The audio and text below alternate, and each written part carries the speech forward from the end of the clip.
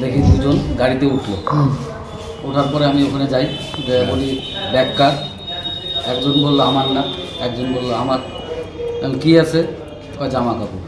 দেখি, দেখার পরে নিচে হাত দিই, দেখি গাজার টোকরা।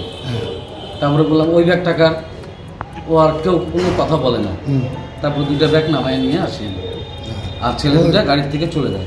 আর সিকিউরিটি কালিয়াগঞ্জ গাড়ি 63-27 নম্বর গাড়ি 6:30 যেটা যায়, সেই গাড়ি দুটো গাড়িটা সিকিউরিটি ছাড়ার আগে চেক করতে গিয়ে বাঙ্কারে দুটো ব্যাগ লক্ষ্য করে এবং ব্যাগ দুটো প্যাসেঞ্জারকে জিজ্ঞাসা করে ব্যাগ দুটো কার।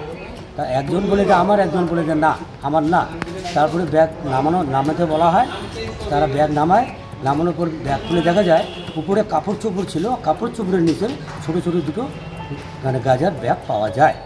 এবং তার পরবর্তীতে ওরা আমার ব্যাগ দুটো নামিয়ে রেখে ব্যাগ দুটো নামায় এবং ওদেরকে ধরতে ধরতে ওরা পালিয়ে যায়।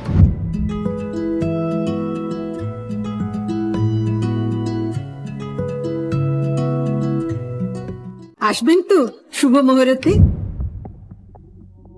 ফের সরকারি বাস থেকে গাঁজা ভর্তি ব্যাগ উদ্ধারকে কেন্দ্র করে মঙ্গলবার চাঞ্চল্য ছড়ালো দিনহাটার উত্তরবঙ্গ রাষ্ট্রীয় পরিবহন সংস্থার দিনহাটার কৃষি মেলা ডিপোয়।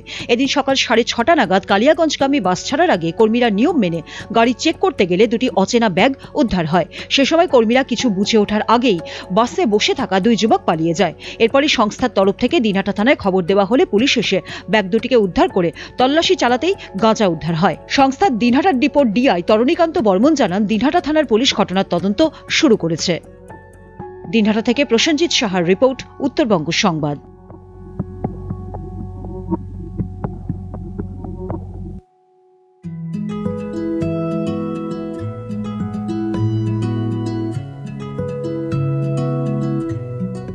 আসবেন তো শুভ মুহূর্তে।